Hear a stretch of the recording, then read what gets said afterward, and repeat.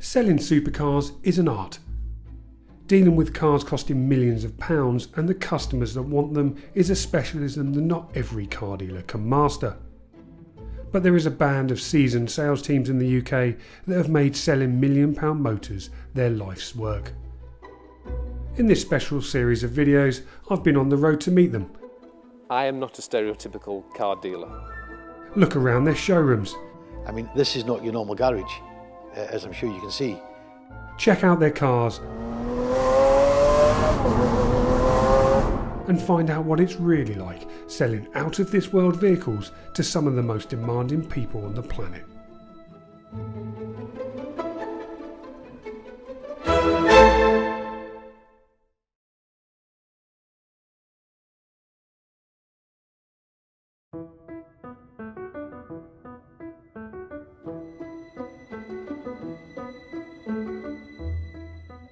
There's an age-old saying that you should work to live, not the other way around.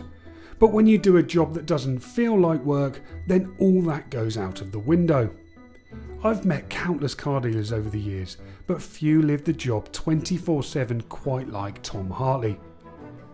Tom runs his business from home, or the Hartley Estate as he likes to call it.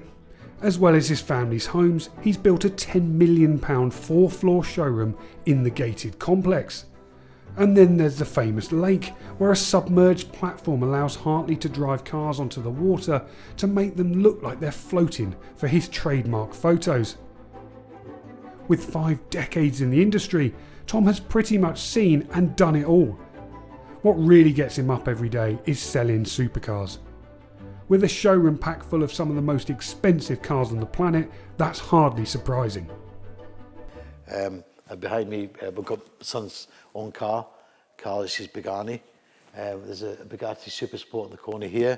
There's a Porsche GT2. There's an Aston Martin Super Allegra DBS there. There's a LaFerrari behind you. There's an SF90 on this floor. There's a Lamborghini Aventador in the corner. There's another 15 cars or 12 cars down the stair. There's another 12 up the stair, all of the same magnitude. In total, there's probably 60 cars on the estate just now, with an average price of 250,000 and to 3 million. Does it ever worry you how much you've got tied up in stock? No, we you know, it's not unusual for us to have 100 million in stock on ground and actual stock carrying. So no, I mean, it's what we do. You know, these words might come more directly to somebody who's not used to doing that sort of thing, but really, when something becomes a way of life to you, it's just natural.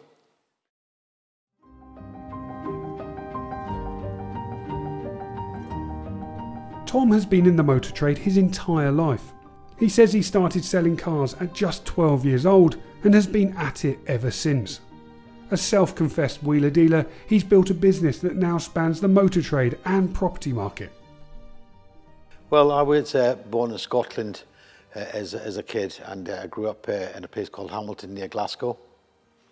My family were in the carpet business, and I sold carpets from the age of being 6, 7. I used to talk to customers and communicate with them. That's where I got my confidence, I believe, at a young stage in life. And the first car that I sold was in 1972. It was a new model Range Rover. It had just come out. There was no such thing as a Range Rover at that time. It was Land Rover. And I managed to put a deal together. A friend of my father's had a car coming that he decided he didn't want. And I knew another friend who wanted one who didn't want to wait. So my brain went into overgear as a kid, and I put a commission together, and I managed to be successful and earn myself 250 quid at the age of 12, and the rest of the story is on record.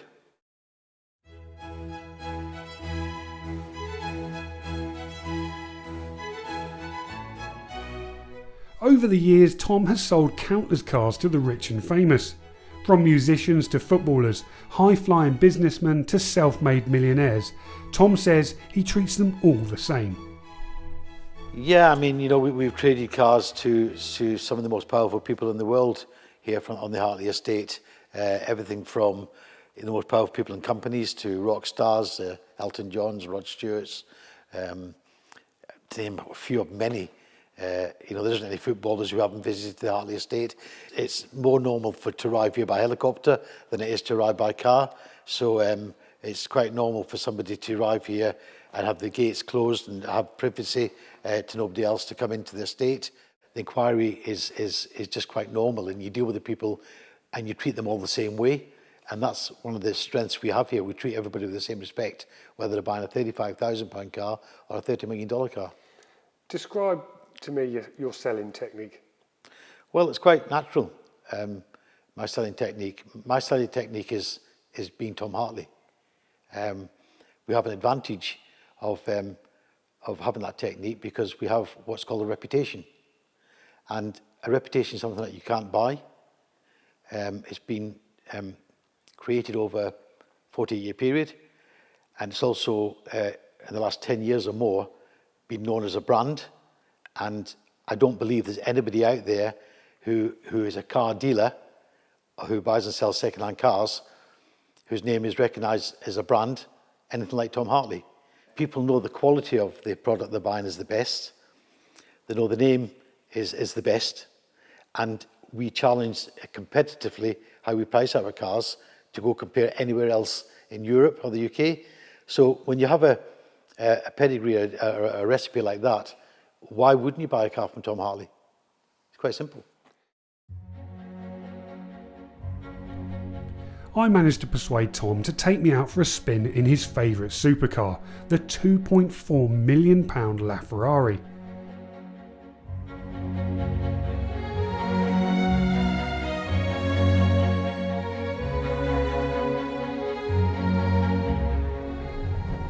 So tell me a little bit about this car then, Tom.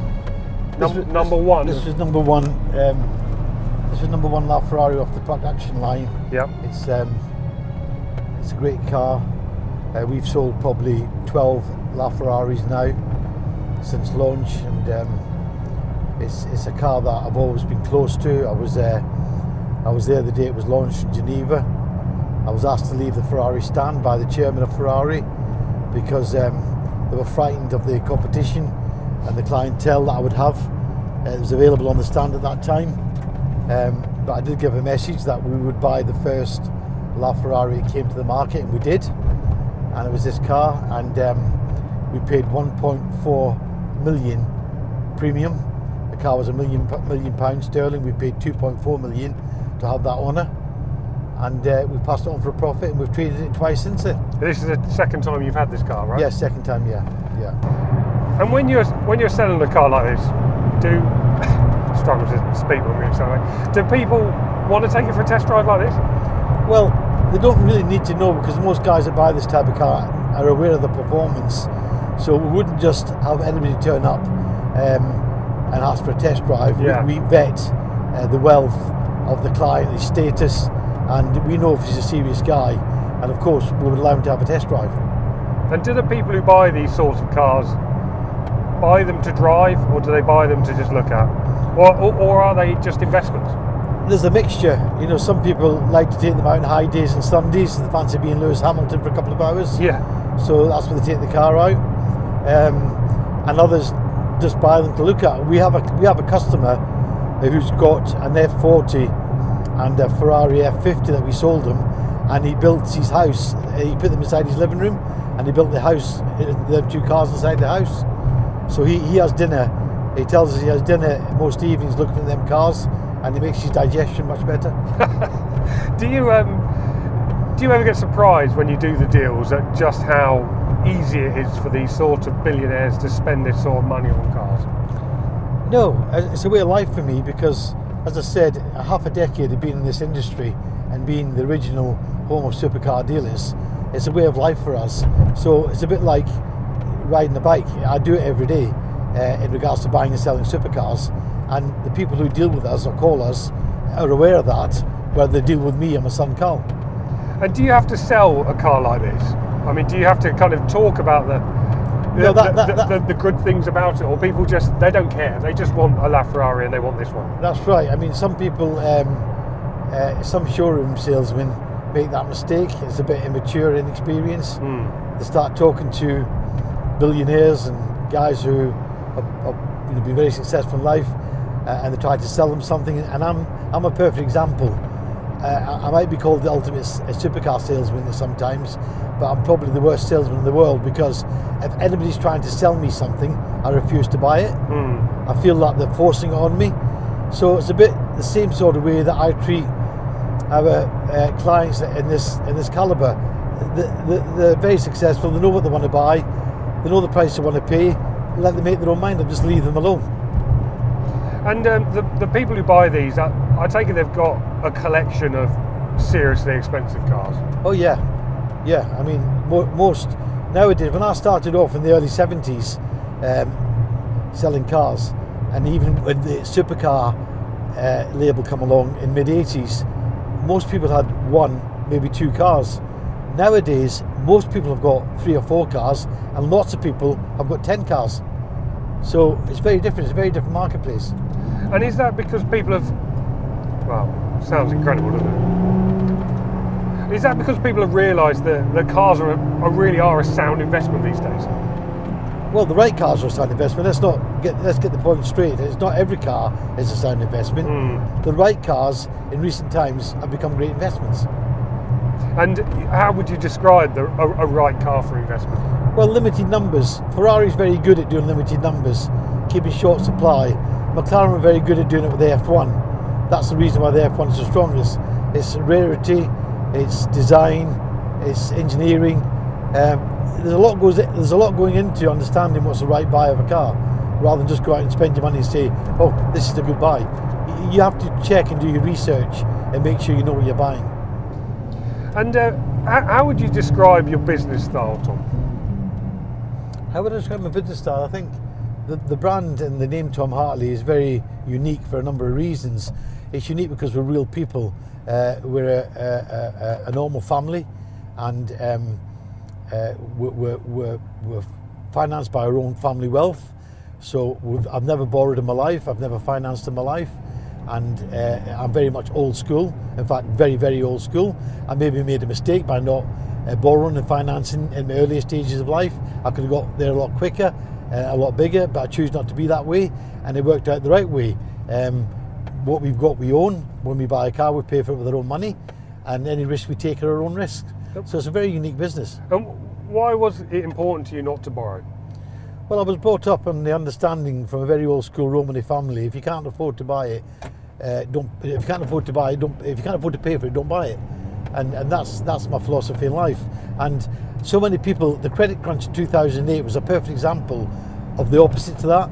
People were borrowing money because it was very free and easy to borrow, and they were buying things they really couldn't afford to pay for, and banks were giving it to them, finance companies were giving it to them.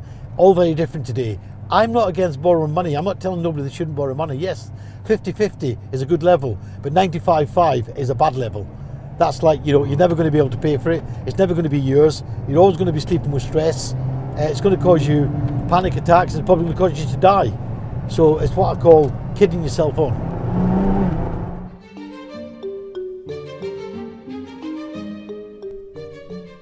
Back in the showroom, I asked Tom about some of the biggest and most memorable deals he's done over the years. There must be one or two that stand out. James, there isn't really one, because I do it every day of my life. I do it 7 days a week, 365 days a year, including Christmas Day. That's what I do, and that's why I'm called the deal maker. The name Tom Hartley I'm very passionate about, as you know, and dealing is what I do. I just had a client come out of the showroom a minute ago. You've seen a client leave the showroom looking at a £36,000 1990 500 SL Mercedes. That guy's as important to me as the guy who's come tomorrow to look at that LaFerrari. They're all memorable deals to me. They're all special deals. We have traded, bought and sold the most expensive supercars and classic cars in the world from the Hartley Estate. That's a fact. Unfortunately, some of the super deals that go into the tens of millions, when you do deals of that magnitude, you're under contract, disclosure contract, not to discuss names and purchases, but it's well known and documented, and it's well recorded that them car sales happened, and I'm very proud to say that happened on the Hartley Estate. Can you tell me about the most expensive car you've ever sold? Well, that's one of them cars I've just talked about. It's under contract and confidentiality of non-disclosure, but it was into the tens of millions, excess of $30 million, and it was a car sold by the firm. And it was, if somebody digs deep enough and they want to find out the sale of that car can be found, but it it's something that I won't discuss on camera because of the contract we're under.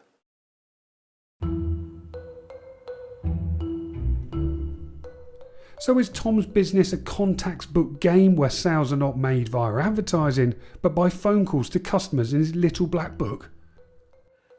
It is basically a contact book. I mean, you know, we have leads to, I believe, the best clientele in the world, definitely in UK and Europe, undoubtedly. But we love and welcome, and I'm always excited when we have a new customer coming in as a new inquiry, because I don't believe there's anybody who drives a luxury performance or a classic car in the UK that doesn't know or hasn't spoken to Tom Hartley or somebody from Tom Hartley.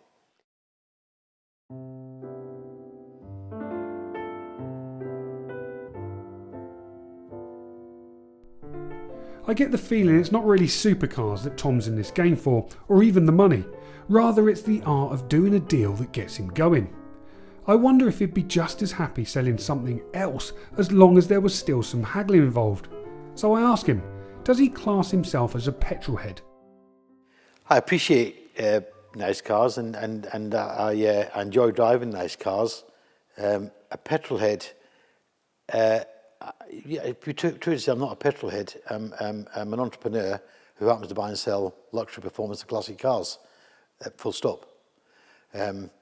As I said to you, I can be seen driving a Volkswagen Golf diesel. I'm not flamboyant by any means. However, when I'm visiting my home in London and I'm visiting the office in London, I always tend to have a supercar down there. So I do enjoy them. I don't get complacent. That's why I drive a Volkswagen Golf diesel as a run around. So when I do drive something like these, I really appreciate them.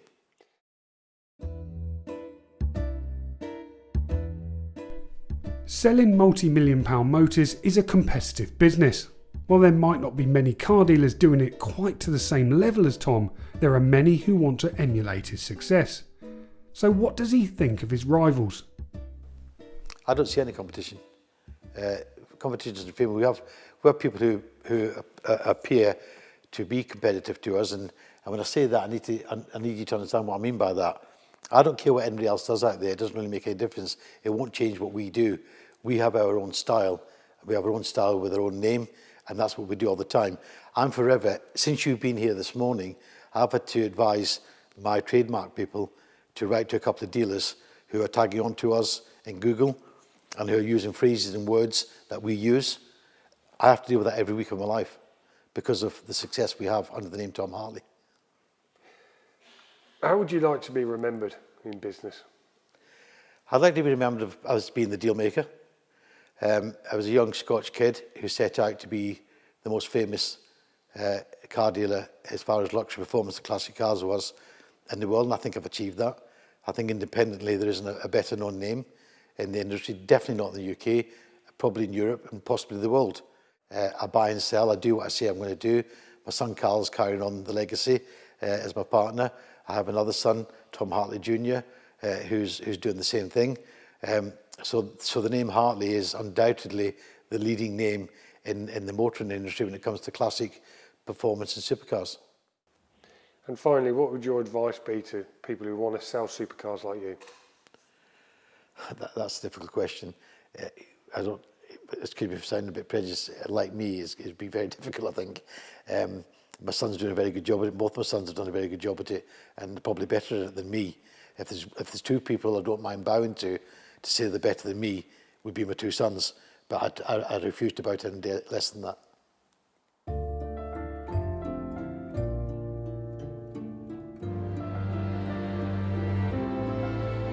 Tom Hartley is unique. While there might be other car dealers that sell supercars, none live it and love it quite like he does. He's competitive and has had a drive to succeed that has written him and his family into the motor trade history books. Tom says he'll be selling cars until the day that he dies, and if he does, I have no doubt he'll die a very happy man. For more videos like this one, subscribe to our YouTube channel, and to find others in this series, search for the dedicated playlist.